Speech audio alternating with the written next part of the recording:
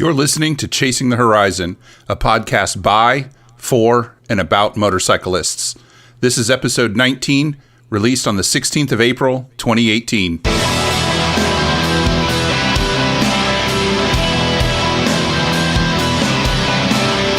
Welcome to Chasing the Horizon, a podcast by, for, and about motorcyclists, brought to you by the BMW Motorcycle Owners of America. Subscribe in iTunes or stream from the website at horizon.bmwmoa.org. My name is Wes Fleming. Thanks for joining us.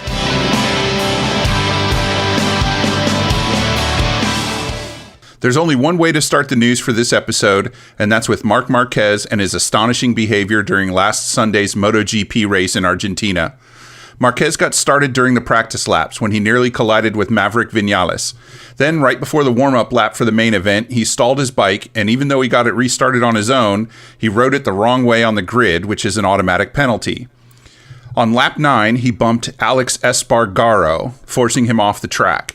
His excuse was that the track was wet, but if that was indeed true, then he shouldn't have tried to overtake Espargaro at that instant. Marquez was assessed a ride-through penalty, which means he had to ride through the pit area at the pit's low speed limit.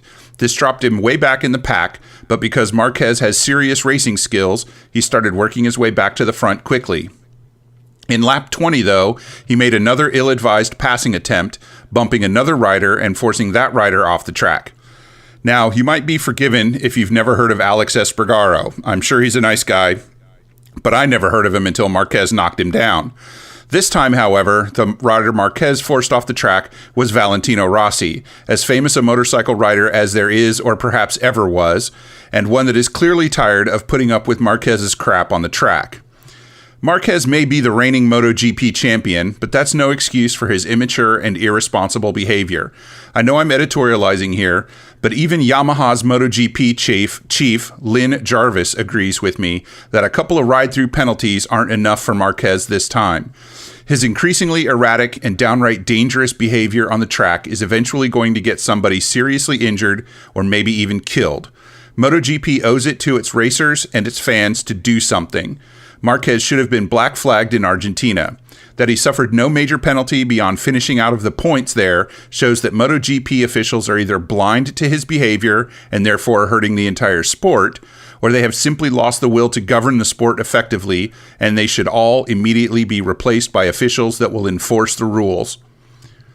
In other racing news, Moto America kicked off its season this weekend at Road Atlanta. I won't act as a spoiler and tell you who won, but if you're in the USA and into motorcycle racing, you owe it to yourself to check out Moto America, because they just might be coming to a track near you. Head over to the episode's webpage to check the show notes for a link to Moto America's website, where you can find information about the series, the racers, and their schedule. Usually by now you would have heard some news about Royal Enfield, but I got nothing for you this time around. Last episode, I told you about them updating their bikes to have ABS, and that's really the most recent news. Instead, I'll take a look at another brand with a small footprint in the USA, Husqvarna. Husqvarna, or Husky as a lot of people call them, are mostly known for dirt bikes. As a matter of fact, in a couple episodes, I'll be talking to a guy who raced a Husky in a major international rally that you might have heard of. At any rate, Husky might not have gotten the message that motorcycle sales in the US are down, because they just released a new line of street bikes in the USA, starting with the Vitpillen 701. The other two bikes in the line are the Vitpillen 401 and the Svartpillen 401. And if you are from wherever Husqvarna is from, and I am mutilating the pronunciation of those words, please do not hold it against me. The 701 is going to cost about $12,000, and the 401s start at $6,300. They're really cool looking street bikes, very aggressive, lots of dirt bike ethos in them. They're really fantastic looking. It shouldn't really be a huge surprise that Husqvarna is bringing street bikes into the USA, as they're owned by KTM. If you're interested in a Husky, though, you better hurry, because the first round of bikes being brought into the US are already oversold. I guess that's the motorcycle industry's version of overbooking an airplane. Anyway, if you want one, you better get on the list now and hope somebody fails to pick theirs up. So this episode's discussion is with Andrew Payne, who is a motorcycle riding photographer. And welcome to the show there, Andrew. Thank you for having me. Yeah, and if you don't mind, just take a couple seconds here and introduce yourself to the listeners for me. Well, my name is Andrew Payne. I've been traveling around North America on a motorcycle since the mid-'90s, which was the earliest I was allowed to buy one. From 2011 to 2012, I took the bike up to Alaska and down to South America. And then since then, I've published books on traveling on small displacement motorcycles, 250 cc's or less. In the last 2 years or so, I've started professional photography. First digital, but over the last year in particular, I've transitioned almost exclusively over to film photography. Yeah, and that's year. That's one of the exciting things I wanted to. Film. Yeah. Sorry to step on you. The film aspect is one of those things that I wanted to talk to you about. But please go ahead and finish your thought. I apologize for cutting you off there. Yeah, I was just going to say, last year, just about all of the road trips I did was probably maybe 2.5 months on the road total over the course of the year were all done with an analog camera. Wow, that's very cool. So let me go back real quick to what you said right at the top of that. You first got into motorcycling in the 90s. What was that first bike that you bought that you got out on? It was a 1980 Yamaha SR 250. All right, is that a dual sport bike? I'm not familiar. Nope, it's a standard dirt bike. It's actually the street version of Yamaha's XT 250. So it's that motor in a street bike frame. Gotcha. And so you just with electric start. Well, which comes in handy. Kick starting is quaint and retro, but it's a lot of work. Yeah, huge fan of electric start. You're not gonna every one of those kickstart guys. Nope. Yeah, they look great. I'll take electric start. That's fine. So you've been into small displacement bikes since then. Most of the people that I know. I have to kind of stop you there because the truth of the matter is I went up on bikes. I had the 250 and I did my first 6-month trip just down to the southeast and south. I went to, because this was after college. So I went to Mardi Gras, parted around in the south for a while, and then came back up to Wisconsin. And after I was in Wisconsin for a while, I went from a 250 to a 350, and then I bought an XS 1100. Oh, okay. And then I bought a second XS 1100, and I actually did a lot of my traveling. I was from the late 90s to 2006, 2007 on one of those bikes. So what was I got into the endurance riding thing where you do like the 1,000 miles, 1,500 miles in a day, and you just can't really do that on well, then it would have been 25 years old, now 35-year-old 250cc bike. But I was working full-time as a paramedic. So, every 2 weeks I'd have 5 days, 6 days off. So I would get into the bike, I'd ride to somewhere, hang out for a few days, and then ride back. Yeah. Somewhere I went to the Grand Canyon once, nice. And I'd go out to like the East Coast, Williamsburg, and then come back home again and go back to work. Well, and certainly being a paramedic gave you that kind of flexibility where you're going to have several days off. You don't have to like wait for summer and plan for that 2-week vacation like a lot of people do. Yeah, I did get really bad there near, especially later in the big motorcycle period of my life, where I was actually taking off. I started saving on my vacation time, and then I take a chunk of it at once. So there was like one summer I was gone for almost 2 months. And my employer was like, "Do you actually still want to work for us anymore?" Yeah. I just got to get this out of my system first, boss. Yeah. So what was the at the time that you switched back to the small displacement bikes? What was the kind of the motivation for that, or the appeal of the small bikes?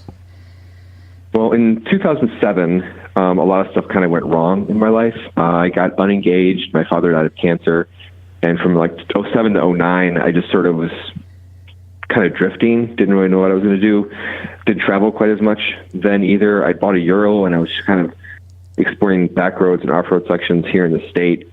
But then in 2009, working as a paramedic, obviously you see a lot of people kind of have their lives end, and there was one guy in particular, he was dying of cancer, and one of the calls we had to run then, fortunately we don't have to do it as much anymore, but was to take patients who are basically dying from a hospital back to a home or a hospice facility for them to pass away. And the way the laws are in the state, if you're in an ambulance and you die, the ambulance crew has to do everything possible to save you unless you have a very specific piece of paperwork in place. And then in the late 2000s, not a lot of people had that paperwork in place. Sure. Now, thankfully, it's much, much better. So to allow someone to die in an ambulance, you had to have a special licensing level in the state. And I had that licensing level, so I could let people die in the ambulance. So I got tapped for these calls, but usually no more than one every couple of months. But there was this 1 week I had 3. Oh, and this one sticks in my mind because he was a little older than me, like a year or two older than me. And he had done that sort of thing that Americans always say they're going to do. He built a business, he cashed out, retired, and now he was going to start traveling with his wife. You know, and it was the wife I got the story from because he couldn't talk. But, you know, she's like the missed birthdays. It was like the classic, you know, missed birthdays, missed holidays, never home. He built this massive business. They had this huge cash out. They bought an RV, and a regular medical checkup found cancer 6 months before I met him. When I met him, he was basically down to 80 pounds. He was on enough morphine that it would have killed me, but for him, it was just pain control.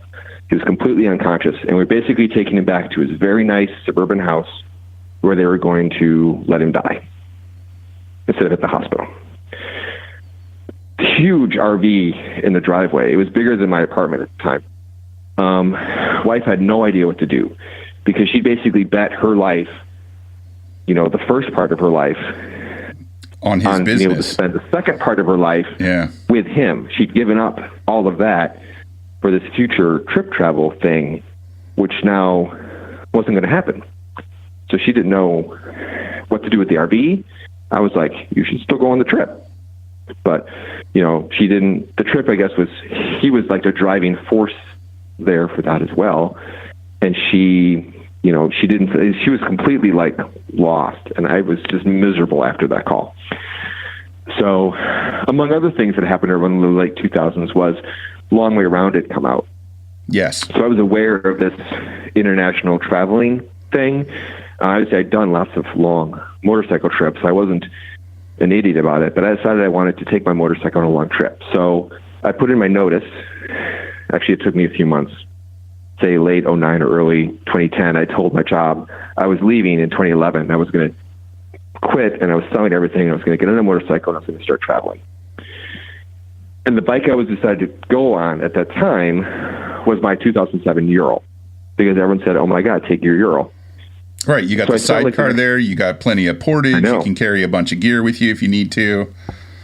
So I spent like the next year traveling on my Ural, riding around, taking it on longer trips, rode it down to Florida, and never really. It was too much bike for just me.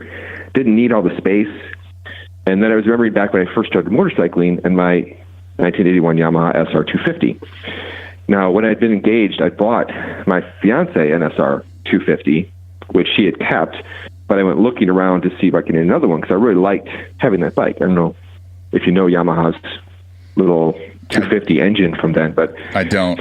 2 valves. It's a single valve, like single exhaust bag, single intake. It's chain drive, 5 speeds. There isn't a simpler motor anywhere. And, you know, chain drive doesn't get any simpler than that. Right.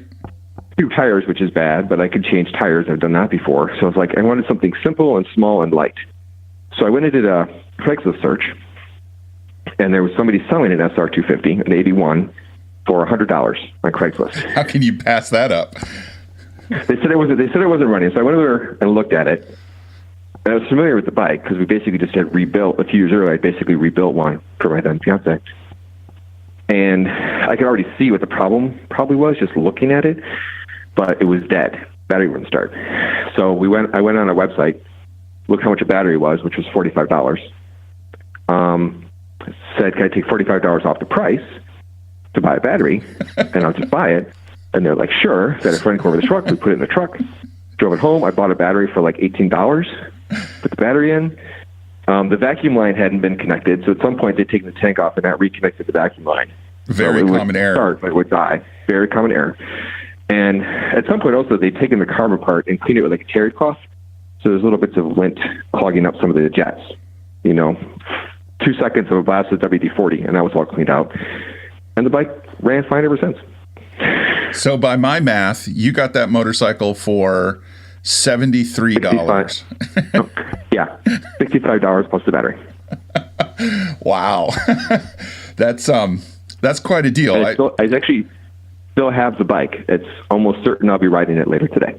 Oh, that's a great, the story of the bike is great. The emotional journey from big bike to small bike is kind of roller coastery, though. I mean, that's not the story I expected to get. I've heard a lot of stories about why I picked the bike that I picked, but and not that it's competition, but that's going to be right up at the top of the list there. To have that kind of emotional experience, that quick connection with somebody who promised himself he was going to do the thing that you kind of dream of or think of on a regular basis, and to watch them lose the opportunity to do that, I think, triggers that for you.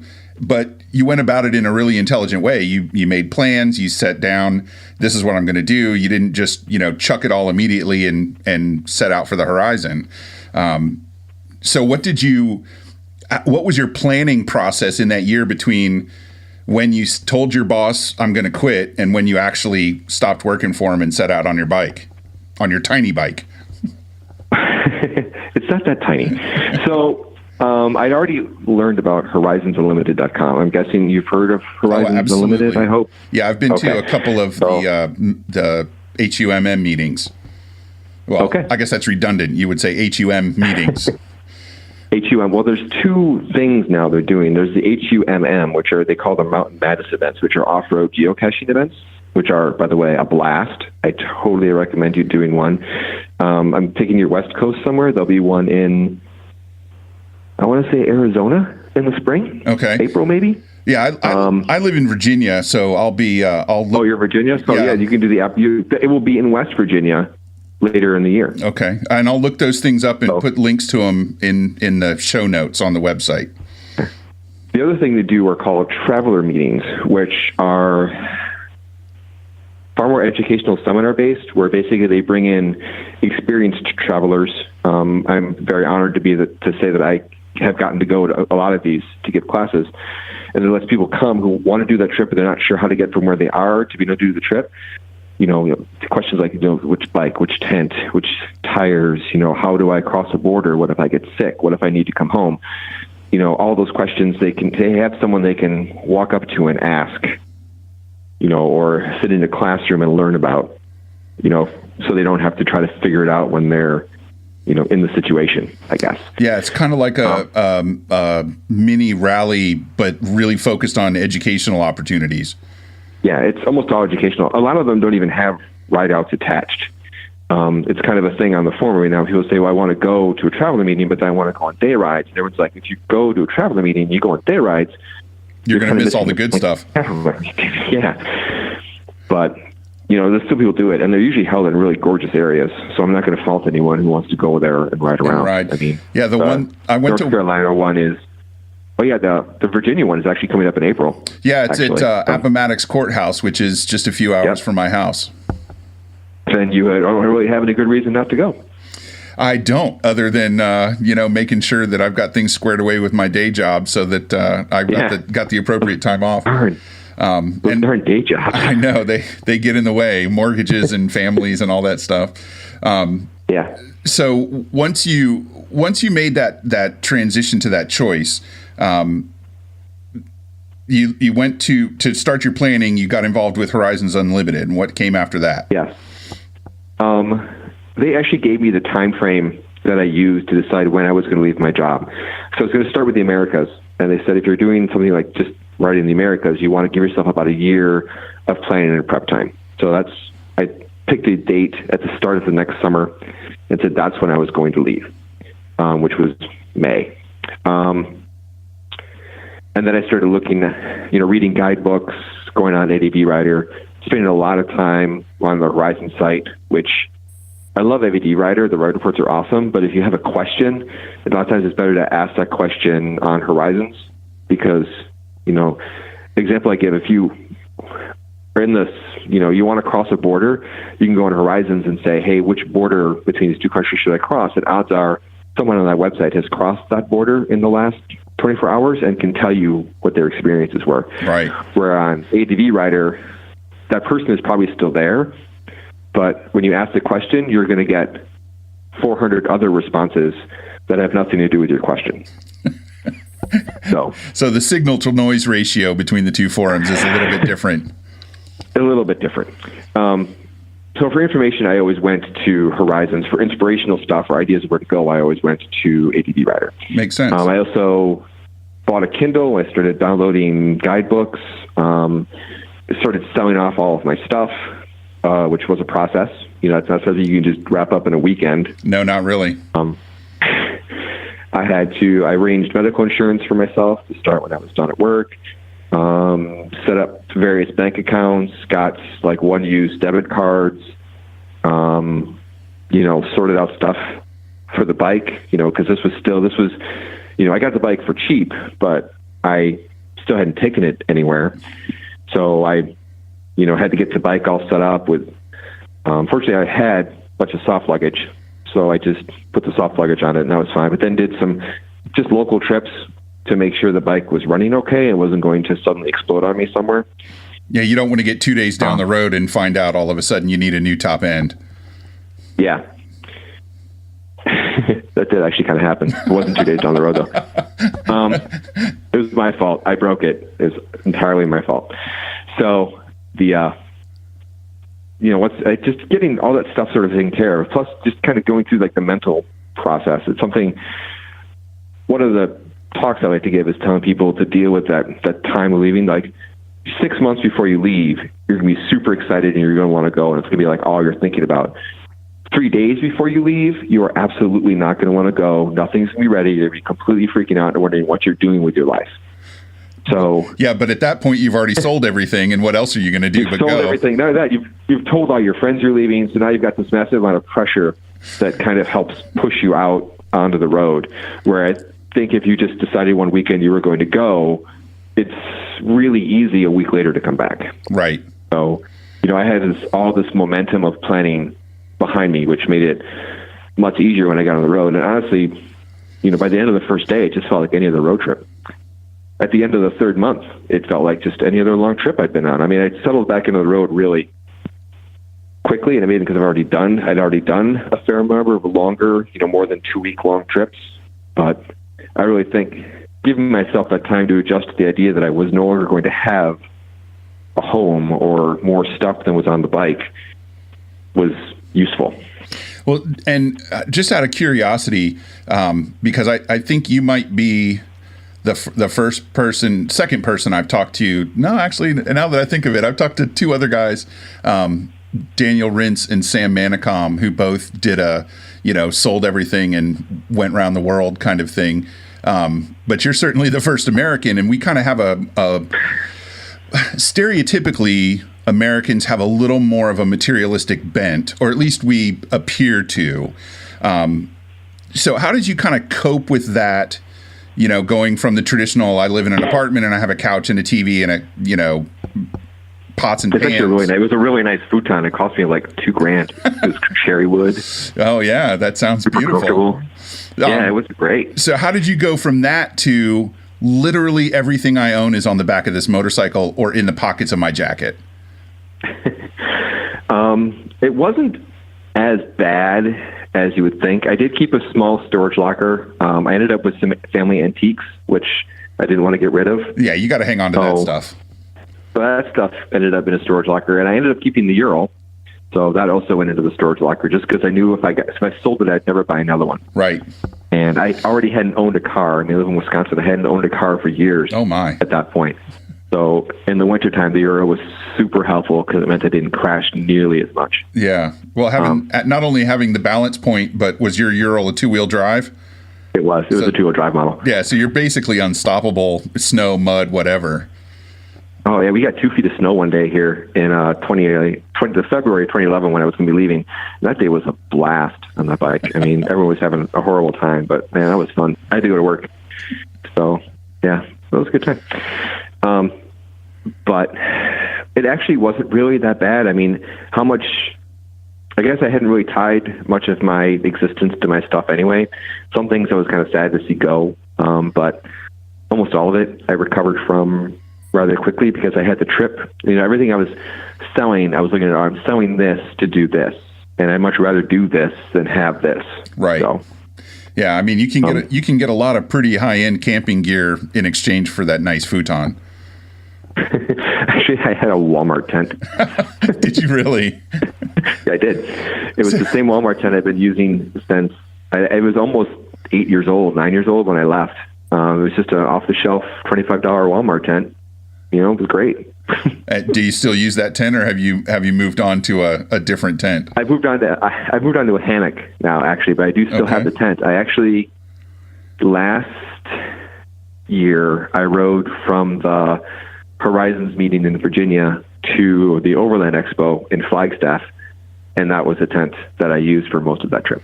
So really kind of the vibe I'm getting from you here is you don't have a lot of stuff, but what you have, you use forever. Well, you use it until it doesn't work anymore. And this is actually, there's 2 things I feel like I need back. One, the American things. When I was traveling, especially once I got Mexico and further south, I stopped seeing Americans, and the Americans I saw were kind of embarrassing. Like really embarrassing. That's unfortunate. To be around. As Americans, we tend to think a lot of times stereotypes. And when you say, you think of, say, somebody from a Mexican stereotype, you have that picture of the person in your mind. And I think Americans tend to forget that people also have stereotypes of us. Right. And it's not a very favorable stereotype. A lot of times when I was traveling, people actually thought I was from Canada because they didn't think someone from the U.S. would be wherever I was. I had to produce a passport now and then. And then they'd ask me where my gun was. I didn't have a gun. I had a pocket knife. You don't need a gun when you're traveling. I know there are people who are listening to you who disagree with that, and that's fine. If they want to carry a gun and travel, as long as they're traveling, I could care less. Well, it could be very difficult to get a gun across a border. It's frankly illegal to have a gun in a lot of places I was. But, I guess if they'd rather have the gun and risk jail, it still gets them there. Which is the other point I always try to make with Americans is we're a country that was basically founded by explorers. The Europeans who came here gave up everything they had to come here and start a new life. I mean, they didn't even know if they were going to live, and a lot of them in the early days didn't. And now we're a country where we think it's dangerous to go to Canada. I mean, it's Canada. It's not a dangerous place. I mean, yeah, there are bears and, socialized healthcare, and no, you can't bring your handguns, but it's otherwise Canada. Not dangerous. I mean, yeah, one of the and then they're afraid to go to Mexico. There was actually a pool with money in it that said I wasn't going to survive through Mexico. I was going to be killed or kidnapped. It's Mexico. I mean, Mexico gets a lot of bad press, but if you wanted to actually look at the numbers, most of it's less dangerous than the U.S. The people are super nice. The food is amazing and cheap. I mean, it's a gorgeous country. It's huge. You don't really know how big Mexico is until you try to ride around in it for a while. Yeah, and I would go to Mexico in a heartbeat. And one of I love Mexico. One of the very common questions that I see people asking about Mexico is it safe? And invariably, 95% of the people that answer think it's a kind of a moot question. Like, why would you think it's not safe? And you have the one or two people that had a problem. Because they hear how bad it is, and so they don't want to go. But the people you hear it's bad from TV, who's trying to sell advertising, and bad news sells more than good news does. But if you ever talk to anybody who's gone there, the people who have good experiences are going to by far outnumber the people who have bad ones. I mean, it's not even to be close. Yeah, I definitely, I got to agree with you that the flip side of it is the people that have bad experiences tend to be a lot more vocal about them. Yeah. So from that perspective about, kind of traveling where other people think it's dangerous, have you ever gotten into a problem where you were, I don't want to say afraid, but where you were concerned for either, your safety or getting your bike stolen or something like that? No, not really. I mean, there were a few places and times where it's been like sort of sketchy and I wasn't sure like where I was or if I was in the right place, but I don't usually stop in those places. And honestly, the worst story I ever tell for sketchiness is when I was riding my Ural down to Florida, Jacksonville, and I was passing through Atlanta and they just had a snowstorm. So I'd stopped. It was the middle of the night. And I went to a gas station because I needed gas. I don't know if you're familiar with Urals, but they basically always need gas. Yeah, pretty much all the time. And I went to this little gas station. It was prepaid. It was maybe like 3 a.m. And they had a little central island with the pumps around it, like gas stations usually are. And then around the building, there were cement posts every couple of feet. And then around the cement posts, they parked 6 cars, 1 on each of the narrow end and 2 on each of the long end. So you had to like kind of squeeze through the cars and then to the post to get in. So I went in and I went in there and there's one guy behind the counter, bulletproof glass, and 2 guys visibly armed in the thing. And I'm like, what's going on, guys? Yeah, and they're like, well, we keep getting robbed. We keep getting robbed. So I'm like, oh, well, I just wanted to buy some gas. So, give them, prepay and fill the gas tank up and come back in and get my cage and change. I'm like, really? The cars and the posts? And they're like, yeah, some guy took out 2 of the posts. We had to put new ones in and put the cars there too. They're just junkers. They weren't running. They just towed them there and popped them because people were still crashing through the stuff. So Basically they put in the glass. So they came with bigger guns. They put in armed guards. So then people were crashing into the building to take the guards out. So they put in the posts and people were still crashing into the building. They just used bigger cars. So then they put in cars to protect the post, to protect the building. And that was Atlanta. Never saw anything like where else. That's kind of stunning is the first word that pops to mind, that such a thing would, number one, exist in the United States, but number two, that they would go to such extreme levels at that point, that they keep getting robbed over and over and over. It sounds like a good place to build a police station, frankly.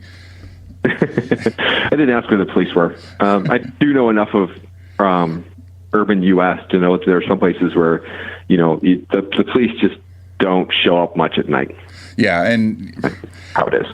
I live near Richmond in Virginia, and it's gotten much better in the last 20 years, but 25, 30 years ago, there were places in the city where, people just didn't go unless you already lived there. And I think a lot of cities across the country have those areas. It's varying degrees and varying cities, and you never know what you're going to get into.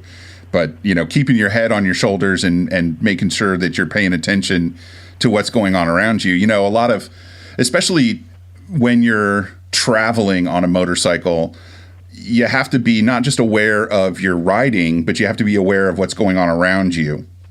Whether it's how much daylight you have left, how much, if rain is coming, if the wind is picking up, or if you're, kind of far enough off of the main routes of travel that you've gotten into some place like like an industrial zone where you could be risking damage to your bike just from debris lying around, or, a bad neighborhood where you really shouldn't be. Yeah, I did actually ride through a protest in Peru, north of Nazca. I didn't even know it was a protest. I mean, there was like gravel across the road, and people were having like a bonfire off on like the other side of it's like a 4-lane sort of divided highway there. And I just rode through it, not knowing that was supposed to stop traffic. It wasn't much. I'd definitely been on worse than gravel over pavement that they had set up there. So I just rode through and got to Nazca, and Nazca was full of police. And they're like, "You got through? Are they gone?" And I'm like, "Are who gone?" Are who gone? Oh, you mean that group? That wasn't a street party. That was a charged political protest or whatever it was. Yeah, it was a charged political protest of some kind. I never found out what they were protesting for, but for the awareness thing, that's also something else. I had a GPS on the bike because 250, my SR doesn't have a trip meter, so I used that to record mileage between gas tanks, gas refueling, so I didn't have to keep track in my head or write it down somewhere. But for actual navigation, I always use paper maps. I always tell people to use paper maps, both because they're better to plan. But if you have to look at a map to see where you're going to turn next, you have to pay attention to where you're riding to see that next turn, especially when you're in unfamiliar areas. If you have a GPS and just riding the line of the GPS, you can completely check out and stop paying attention because the GPS will tell you when you have to turn. Yeah, so absolutely. I would say just use a map and look around and see what you're driving through. I mean, that was the whole point of the trip, is to go and ride around and see all this cool stuff, not to have, I always call her Marge on the GPS, keep feeding you directions. Yeah. So, I call mine Gertrude. Yeah. I'm a big fan of paper maps. I just had Court Butler, the guy that started Butler Maps, on the show one or two episodes ago. By the time this episode comes out, it'll be 1 or 2 episodes ago. And of course, the guy that starts a map company is going to be a big fan of paper maps. And they've done some really cool stuff that's very motorcycle focused.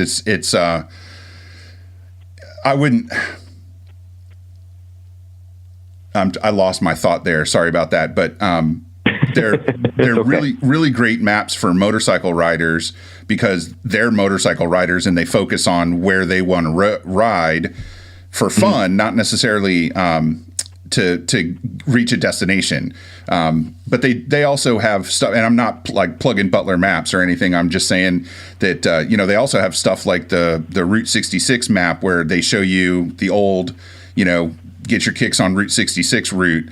So it gives you that high view. Like you're saying, it's a lot easier to plan with a paper map because you get that big picture on a GPS. Even if you zoom way out, you're still looking at a 4-inch screen and you kind of miss the scope of it. And you lose all the little roads. So you see all the big roads and Yeah, paper maps I just love paper maps. I have 2 drawers at home and like this built-in china cabinet I have now. I'm married now. We bought a house, and then congratulations. As soon as her younger daughter is 18, although apparently it's going to be during her senior year of high school, and we're having a big debate whether we have to wait until she's actually done with school or just turns 18. My wife and I are taking off to start traveling on motorcycles. So awesome. And we're counting the days on that one. Are you going to be riding the tiny bikes? Is she bought into the tiny bikes?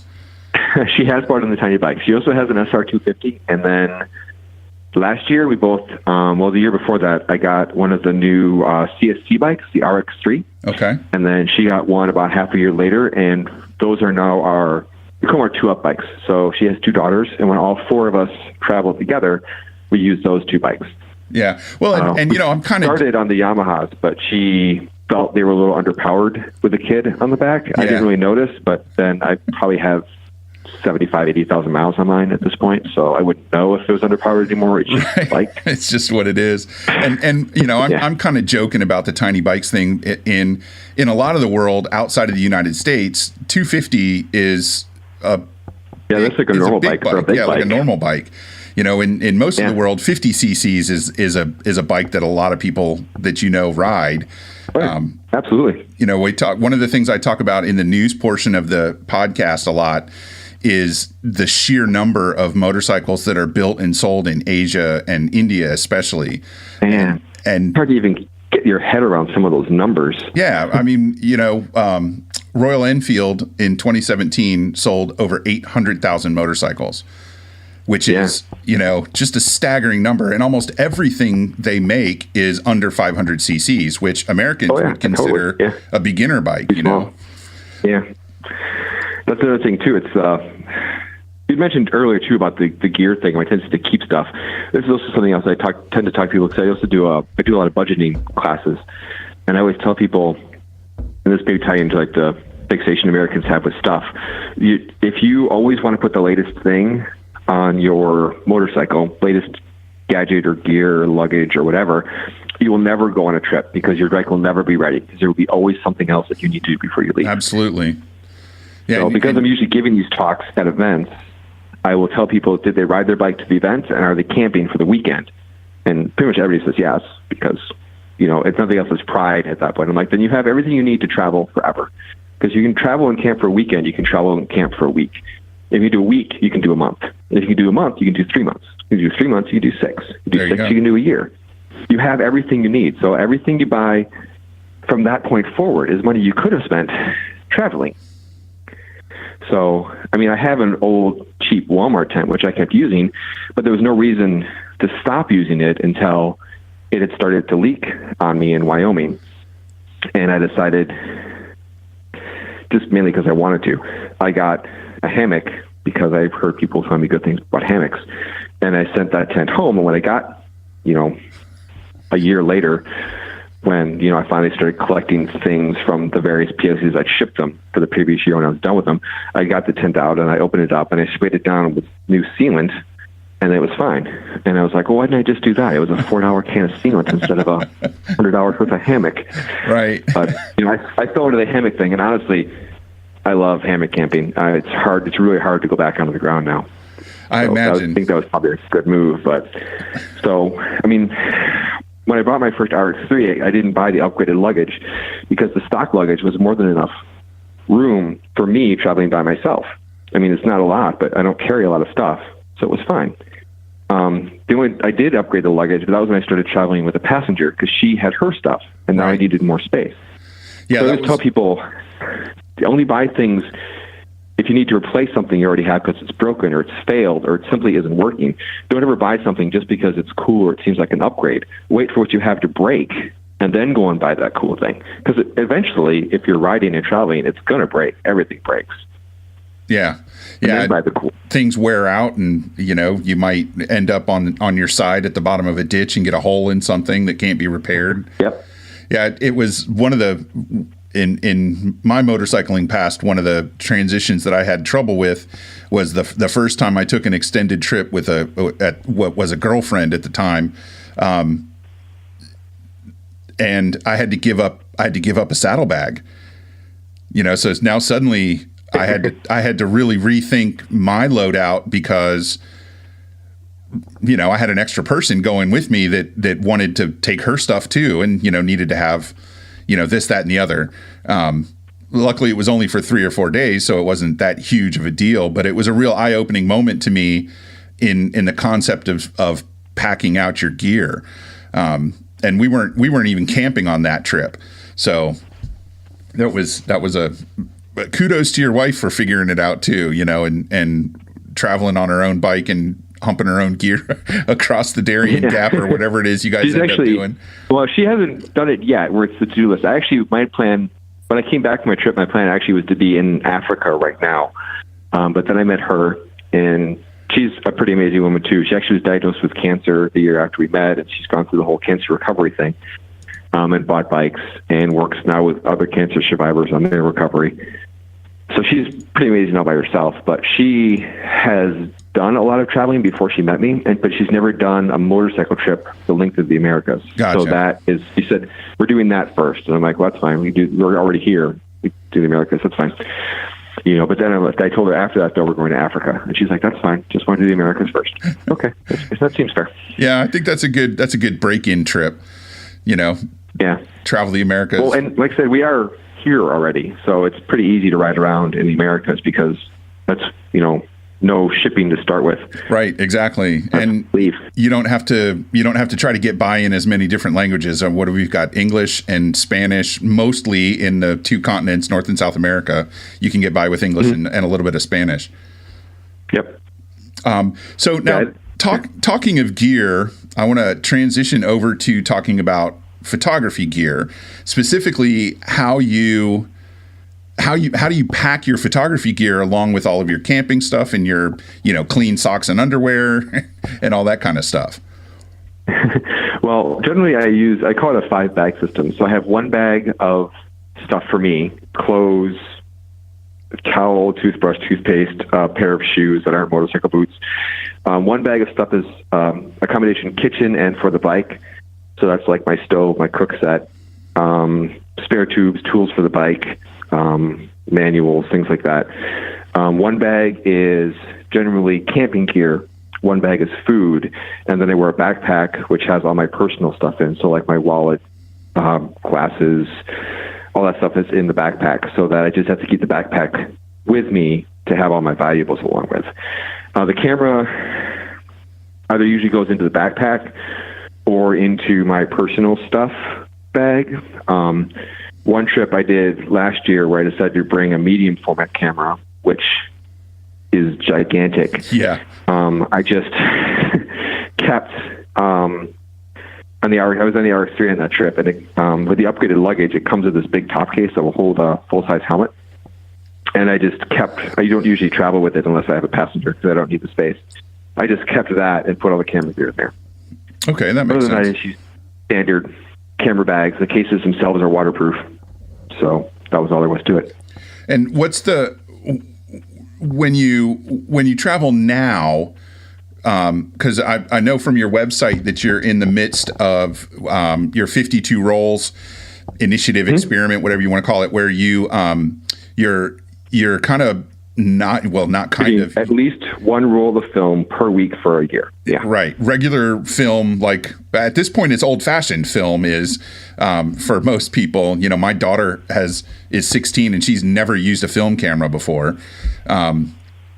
So how? Well, you better hope that she doesn't start, because then she's going to be totally addicted, and you're going to be spending all your money buying her film. Which I honestly wouldn't mind. I really kind of miss having my darkroom in the basement that I had in one of my houses. But my enlarger broke and I couldn't find parts for it anymore, and I didn't want to buy a new one. So that was kind of the end of that. That's been several years now. But how did you, in this world we're so digital now, and here you're dragging around film cameras with you. What's behind that?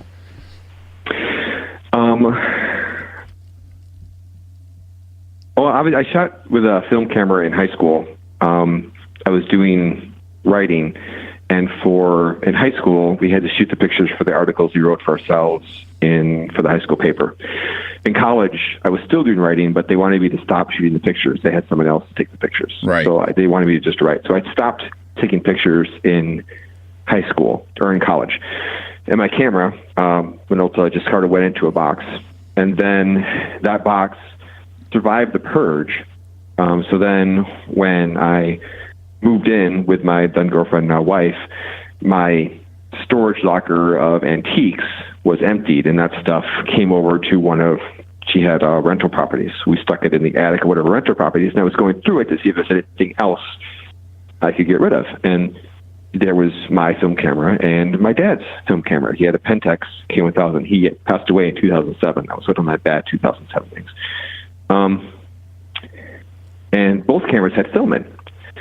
So I'm like, okay, well, so I shot the rest of the roll in his camera, and I shot the roll that was in my camera, and I set them off to get developed. And I'm like, this is actually kind of fun shooting film again. So I bought some more film. It's for sale, and around here, you can go Walgreens and Walmart, and stores sell film. So I just went and bought some film and put in the camera, and I shot some more, and I kind of like that. So then I put a thing up on Facebook saying, hey, does anybody have any film cameras they have that are lying around they want to get rid of? And all of a sudden I was inundated with cameras. Yeah, you got 72 cameras in a week. So I have a whole bunch of film cameras. I started playing around with different cameras, and then went on eBay, where you can buy a whole bunch of film for cheap. Yeah. And started playing with different film stocks. And then I realized that, at this point I've been shooting, doing pictures professionally with a digital camera. And that camera, it's a Nikon D750, which by the way is a great camera. Mm-hmm. And it just the camera is like $2,000. Yeah. It was. They're cheaper now. But that's just a camera. It doesn't buy any lenses or anything like that. You can go and buy a really nice used film camera for, $80. That leaves you, $1,920 for film and developing. Right. That's a lot of film and developing. Yes, it is. And you haven't even bought a lens. You haven't even bought a lens yet for that, digital Nikon body. So, one thing that I already kind of noticed was I always am going on, because I have the D750 and lenses are expensive, but it's always sort of funny because people will sell old Nikon film cameras with lenses, and they won't break them up because they know people will come and cherry pick the lenses and they'll get stuck with the film bodies. Exactly. Selling it as a set, not breaking it up. So I'll go and I would buy those to get the lenses, and I just have these Nikon film bodies. Nikon never changed their mount. Canon did. So you can use an autofocus film lens on a digital body. Yeah. So, I have now I have some Nikon 35 millimeter cameras and some Nikon digital cameras, and I can sort of pick and choose which I want to use. So when this summer, we're actually doing a family trip to the Grand Canyon, some of the national parks over there, as part of me going to Overland Expo. Okay. And we're probably going to be bringing, because my older stepdaughter shoots with my old Nikon digital camera. So we'll probably bring, her Nikon and my digital Nikon and some film Nikons and the Nikon lenses, because that way it's just one set of lenses and we can decide on any day if we want to shoot digital or film. Yeah, that makes sense. That's good compacting of gear. So one of the things that I know my own personal reasons for I resisted the switch to digital for a really long time. I was one of the last people I knew that was still shooting film. And like you, I still use film on occasion. I have a really fantastic medium format camera that I just love the look of the negatives. I don't even always. Yeah, there's no comparing. Yeah, they're just between gorgeous. Medium format and digital. Yeah. But I struggled with that for a long time. So I wondered if you could maybe just kind of pontificate a little bit on the pros and cons of shooting film in the motorcyclist context. Well, one of the most important things I always tell people when they're looking to do a long trip, and it's the hardest thing for us as Americans to do because we're used to having our limited amount of vacation time, is to slow down. You have to slow down. It's always better. I don't know. Chevy Chase's National Lampoon's Vacation, they go to the Grand Canyon there for 5 minutes. Yeah. Okay, great, kids. And then they're gone. We're the masters of 9 states, 7 days road trip. That's what we do as Americans. But if you're really traveling at that pace, are you really seeing or experiencing anything? I mean, it's when you stop and take a minute to soak in a place and meet the people and do the stuff that you really get to experience the joys that travel is supposed to bring you. Not when you blaze through something somewhere, take 2 pictures to say you were there, want a selfie because you got the selfie picture. Got to have a selfie, yeah. And then you're on your way again. One story I like to tell, I was in Colombia. There's this little valley, and it starts with an I, and I always say it wrong, so I'm just going to say it starts with an I. It's, between Bogota and Medellin. So that valley, there's really just the one. I was going through this valley, and I was trying to teach myself how to sketch at this point in my trip. Because I've been taking pictures. I had just a little pocket point and shoot. I was using a phone to take pictures, so I wasn't shooting film then. But the digital pictures weren't doing it for me. I wanted something else. So I was trying to teach myself how to draw. And they had this really cool old colonial church, but the front of it was covered in power lines, so the picture was awful anyway.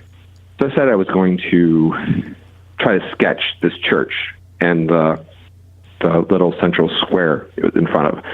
So I found a room, parked the bike, went over to the central square. I just sat there and I spent like a couple hours sketching, and then I ate, and then I went to bed. Found out the room I'd gotten was in like the local makeout shack place, which actually happened to me a lot. The rooms are cheap. Right. So the next day I'm out again and I have breakfast and I'm sitting in the square again and I'm sketching, still trying to sketch the church. And this boy, he was probably 10, 12 years old, maybe older than that. I'm not that great at estimating ages, especially when you get up in altitude. He came over and asked me if I would like to tour their coffee factory. This is like a little nothing town. It's probably 100 yards long. It actually had pillboxes at each end that weren't manned, which I did take some pictures of, just because of the drug issues that Colombia used to have. It's not like that anymore. And I was like, well, sure. Somebody asked if you wanted a tour. You say yes. So he packed me off, and basically what this town does is people were growing coffees in the surrounding hillside, and they bring the coffee beans down.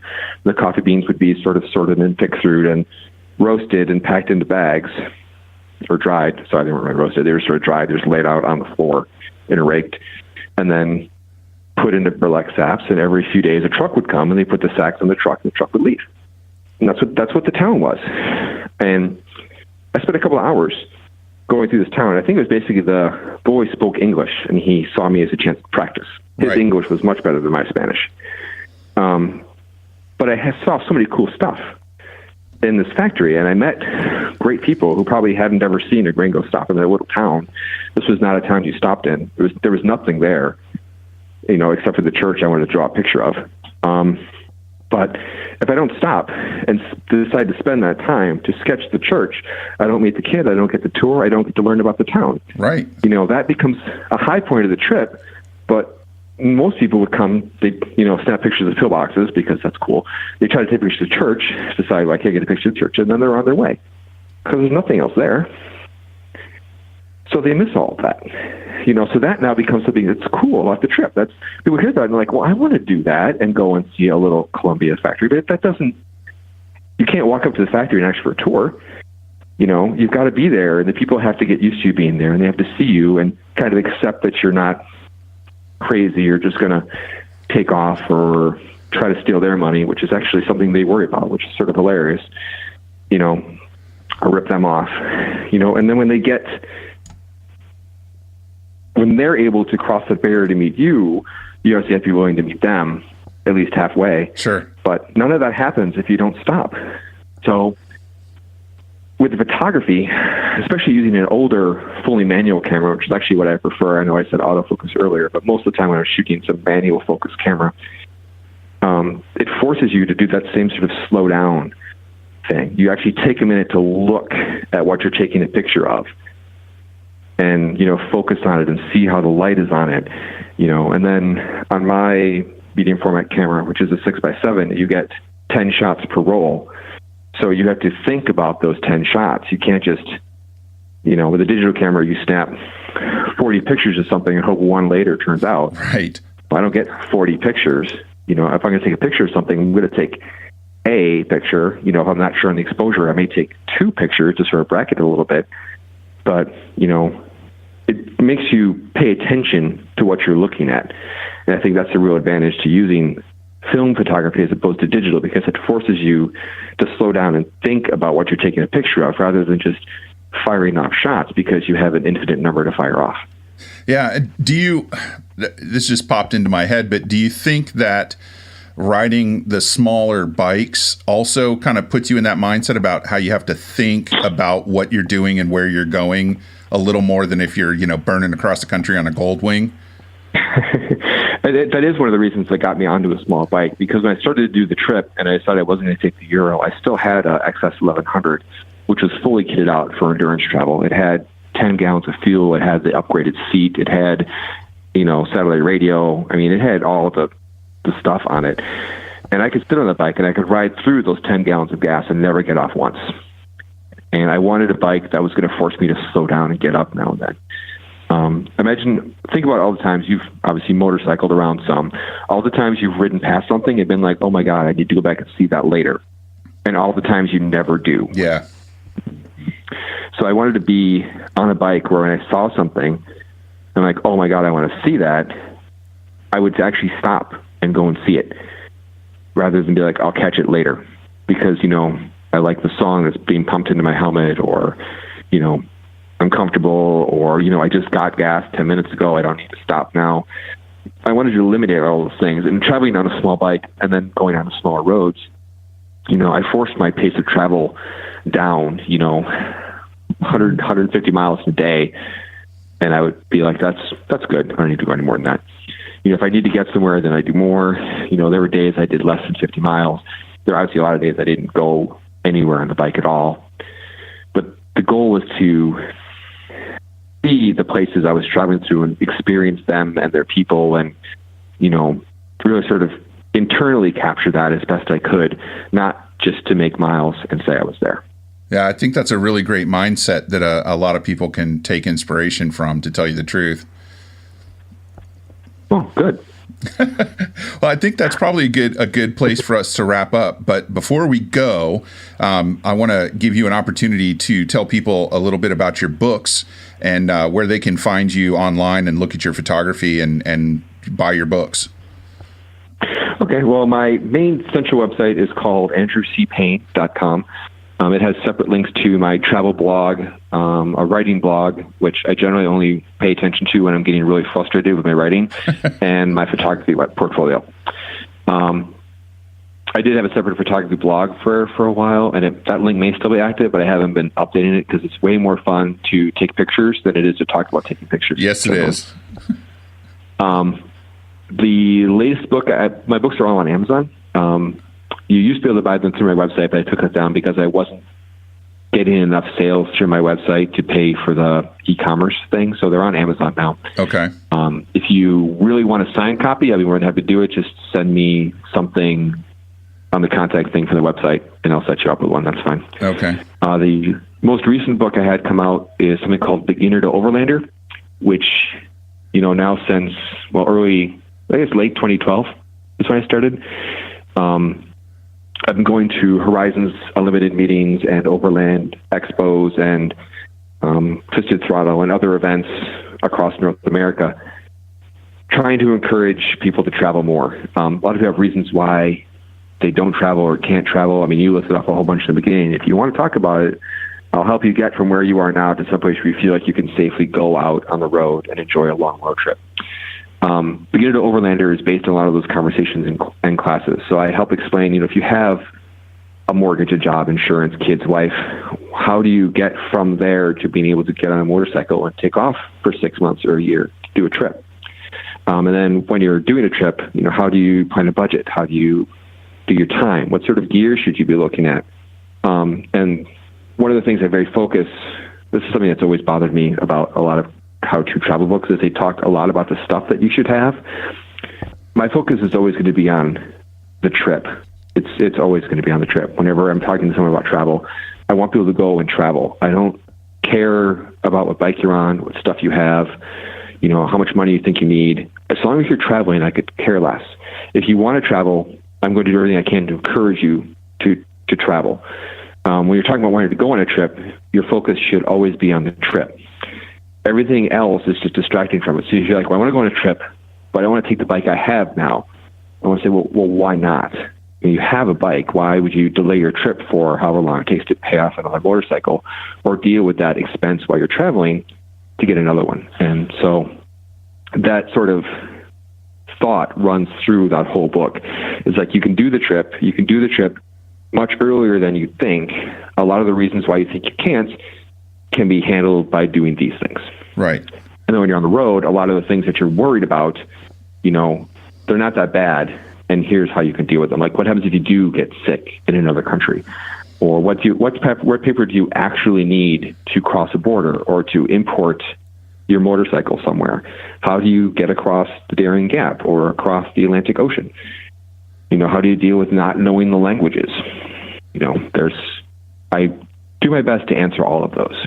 Well, it sounds like a really fascinating book. I'm going to pick up a copy because that's one of those things that has always been kind of on my bucket list. I'm not so much interested in doing a round the world trip as, maybe cutting loose for 3 to 5, 6 months around the United States and, to explore some of Canada. I've never really spent time in Canada outside of the major cities in the eastern end. I would love to. I've been to Alaska, but I was really little and I don't really remember it all that well. And I set out for Alaska once on a motorcycle and didn't quite make it and all those kinds of things. So that's kind of always in the back of my head. But like you were saying, mortgage and kids and what do you do? And so I'm definitely going to pick up a copy of that book. And thanks for writing such a book that people can use. Do you have any idea of your Horizons Unlimited tour schedule for the summer? I guess is going to be pretty close. The honest truth is this summer, actually, the only thing I'm committed to so far is Overland Expo West, which is in Flagstaff, Arizona in May. Okay. Like I said, since really the end of 2012, every single road trip I've done has had some sort of a speaking event attached to it, including the one I'm going on now in May. So I really want to take a trip that doesn't require me to be anywhere. So, in a way, that's somewhat awkward timing for you to be doing me for this interview, as I'm like, well, I want to maybe drop off the radar here for a little bit and actually just do a trip where I can not worry about anything except for where I'm going to get gas. But I really want to take some time this summer to just sort of hop on my bike and wander around without having to be anywhere. Oh, I think that's a great idea, and I hope you can make the time to do that. When you get back on the radar, let me know, and we'll get together again and talk again about your experience of being off the radar there. Yeah, not a problem. For the Horizons Unlimited ones, the ones I usually tend to attend are Virginia, North Carolina, over by you, the Ontario meet in Eastern Canada, and one of these years I'm going to get to California, but I guess I haven't yet. And then there's the Mountain Madness event on the East Coast, which I also usually try to get to. All right. And so those are the ones I'm usually at on the East Coast. But honestly, even if I'm not there, I encourage people to go to those events because they are amazing. I absolutely agree. I think attending if you're even remotely interested in travel on a motorcycle, attending one of the Horizons Unlimited Travelers meetings is a must, just to gain inspiration and knowledge. Yeah, I mean, it's just the inspiration in particular is terrible. I always warn people off when they start going to like the horizonsunlimited.com site. It's like a gateway drug because a lot of the stuff that you see a lot of stuff on ADV Rider and the pictures are amazing. But on ADV Rider, it's like, okay, that stuff is great, but I can't do it. On the Horizon site, it like gives you specific instructions almost on how to do it. Yeah. A lot of it can be kind of hard to find because you have to do a lot of forum searches because the site's been around a really long time. But, the amount of information crammed into that site is just incredible. Yeah, absolutely. Well, listen, Andrew, thanks for being on the show, and good luck with this summer. And hopefully somebody will walk up to you at Overland West and say, hey, I heard you on Chasing the Horizons. Yeah. If they do, I will definitely give you a shout out. Awesome. I appreciate it. Thanks a lot. Yeah, no problem. You have a nice day.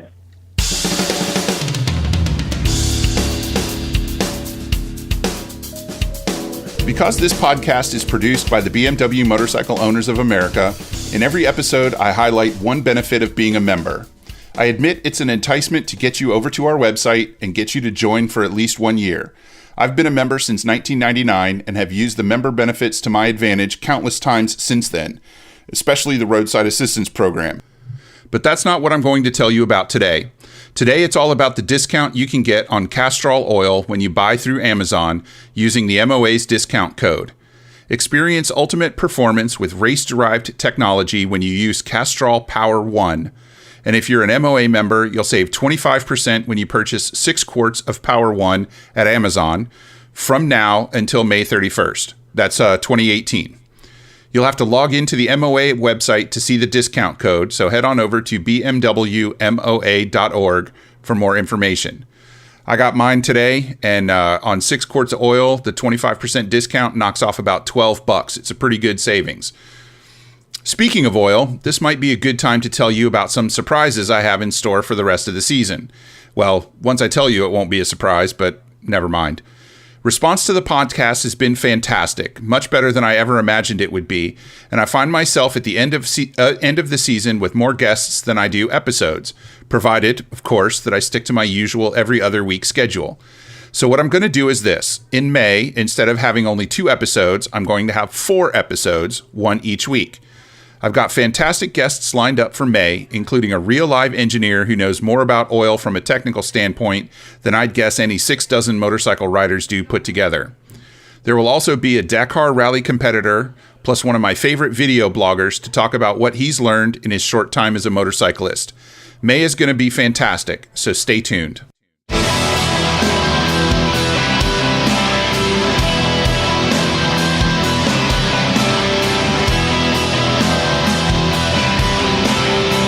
Thank you for coming back for the 19th episode of Chasing the Horizon, which featured a discussion with Andrew Payne, a photographer and a fan of bikes with small engines. Our next episode will feature a discussion with Eric Risto and Neil Olson, the director and star, respectively, of the upcoming series, The Last Motorcycle on Earth. That episode will be out on April 30th. Andrew Finberg composed and recorded our theme music. Karen Halker designed our logo. Thanks again to all our guests and listeners for giving us their time. We'll see you out there somewhere on the road, or off it. Ride safe.